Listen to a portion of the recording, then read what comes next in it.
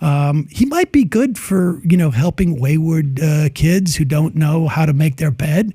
But I think that a lot of his ideas are really incredibly toxic and bizarre, frankly. What is it? Sam Seder was a guest on Patrick Bet-David's show. He does a podcast, him and some other guys who are commonly referred to as Biz Bros. It's Patrick Bet-David, Adam Sosnick, and Vinny Oshana. And Patrick Bet-David asked Sam Seder what he thought about Jordan Peterson. This is pretty entertaining. Sam Seder's perspective on Jordan Peterson. So we're going to play a couple of short clips of Sam Seder on the Patrick Bet-David show. I'll share my thoughts from time to time. Let's check this out together. What are your thoughts on Jordan Peterson? I think Jordan Peterson's a lunatic, and I think his perspective on women is just twisted.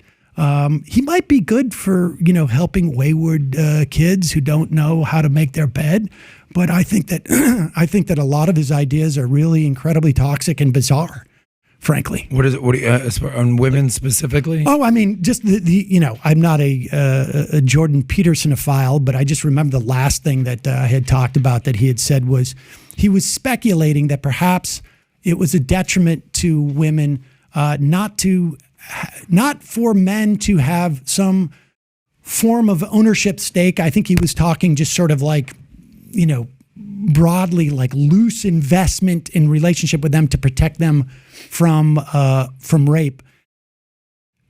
Both statistically, that's bizarre, but also the idea that and it wasn't that long ago that women were chattel of their husband, let's say, in this country, or women were property, wasn't even a crime against women. And one quick thing that I wanted to add in here. So Sam Seder is exactly right with what he's saying about Jordan Peterson. I don't think they get into it in this clip, but famously, Jordan Peterson also has an all meat diet, or at one point had an all meat diet where he just ate meat, nothing else. It's my understanding. And he claimed that it cured a bunch of health problems. And I don't, we have all the keto stuff and all of that now.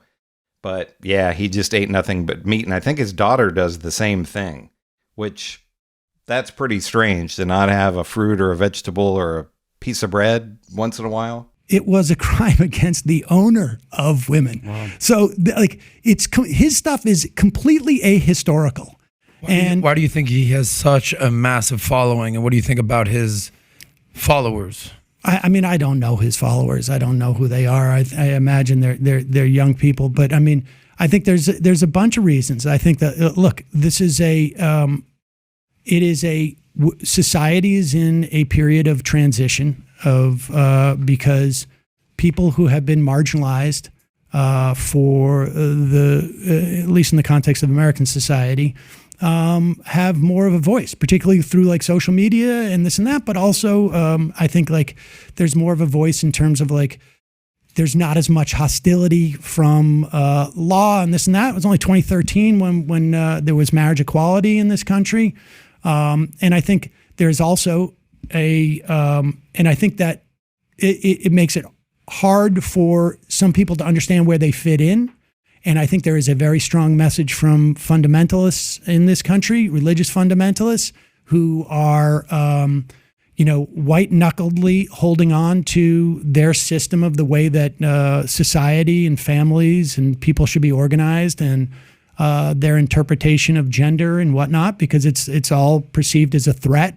And so I think within that milieu, and then I think there's other factors in terms of money. There's money that sloshes around on the right that is helpful to things that push their ideology.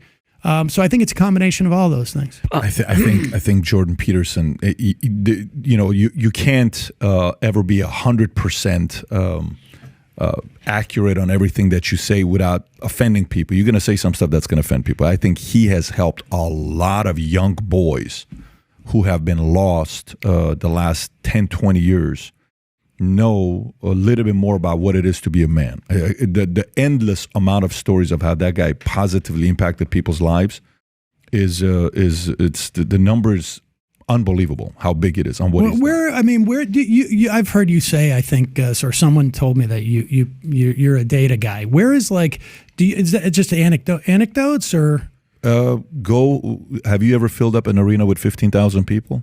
No, but That's Andrew not Dice Clay did 30,000 back in the day. That's a really great point from Sam Seder. I don't know personally, that much about Jordan Peterson in terms of if he's done anything to help young men. But I think Sam Seder brings up a great point that we have with social media and the internet and everything. Everybody has a voice now. So we there are marginalized people who have a voice, and we're definitely going through a transition period in the country where we just have all of these messages out there, some positive, some negative. So, we're seeing, especially with the rise of the far right, a lot of things that were taboo not that long ago that these people are saying out loud. So, talking about, we have politicians like, Mark Robinson in North Carolina, who's openly said that women shouldn't be able to vote. You have J.D. Vance now saying that if you don't have children, your vote shouldn't count as much. People who don't have their own biological children, they don't really count as parents. Right-wingers are throwing all that out. And it seems that particularly young men who are having struggles are attracted to those kind of messages. And that's what these online figures like Jordan Peterson seem to be tapping into. He has all of the anti-trans stuff, which obviously is going to appeal to the Christian right types. So I think Sam has really good points. Seems like we're going to have a period here, and we've had a period for a while, where particularly young men, a lot of them seem kind of lost in the wilderness, and they're latching on to these people like Jordan Peterson. Has he helped any of these kids? I don't know, but he definitely has some out there ideas. Like I say, with the all meat diet is weird.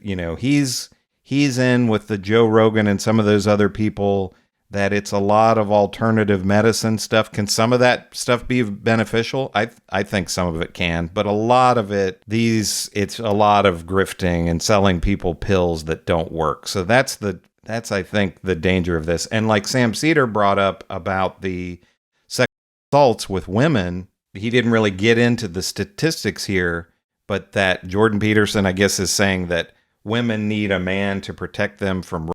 Well, more often than not, if a woman is sexually assaulted, it's by a partner or somebody that's close to them. So it's not really that the stranger out there is doing it and they need their man to protect them from that. Their man, if they're being attacked, is probably the one doing it. So that's a dangerous message if that's what Jordan Peterson is saying, if Sam Seder is correct about this. Says the difference is we went to Andrew Dice Clay for comedy, but people are going to Peterson for other reasons. Well, that doesn't necessarily mean it's having a positive impact on society. I think for men to be stronger is a positive impact on society in an era with so many fatherless homes that they don't have a man giving them direction. Thank God someone is giving them direction. Well, I worry about that guy. If people want direction, they can come to me. I'll give Well, that would be a fun case to see you give mindset to 100 boys and him give mindsets to 100 boys, and we see what happens 20 years later. It's yours, by the way. So this is a pretty good line from Sam Seder. Just what I know, I don't know Sam Seder personally, but just from him online, I like him more personally than Jordan Peterson. But you get into this fallacy here of Patrick Bet-David of what Donald Trump does. Okay, you fill up an arena with 15,000 people. Donald Trump people come to his rallies, so that means that's good if you can fill up an arena. Well, how many bands that kind of suck can fill up an arena? That doesn't mean they're having a positive impact in terms of the people that like that band and listening to their music are happy for 2 hours or whatever. But does that necessarily mean, how much positive impact is that on the world? I don't know. I'm not downplaying. I love music, so I'm not downplaying that. But, just this idea that MAGA has that, because people come to see Donald Trump at an arena means that he's popular. No, he's, if you get 15,000 people out of 330 million in the country, the majority of the people still hate Donald Trump. And just because Jordan Peterson can get 15,000 people to come and see him at some show, that doesn't mean that he's doing good in the world. I mean, look, how many people drank the Kool-Aid from Jim Jones? I mean, there were quite a few there. So anyway, I think it's pretty funny what Sam Seder had to say here about Jordan Peterson, that he's a lunatic. But what do you think about Jordan Peterson? Do you think this guy is having a positive impact on young people? I mean, he seems to be in that kind of Andrew Tate sphere. I mean, he's a little more intellectual, or presents himself as a little more intellectual than Andrew Tate, but it seems like some of the same toxic masculinity. I don't know. But Sam Seder definitely doesn't like him. Patrick Bet-David is a fan. So who do you agree with here? Do you agree with Sam Seder? Do you agree with Patrick Bet-David?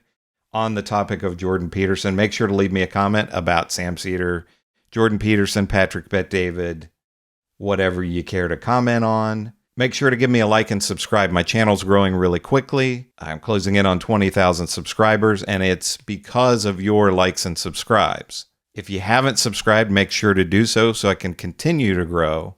This is Chris on Culture. I'll see you in the next video.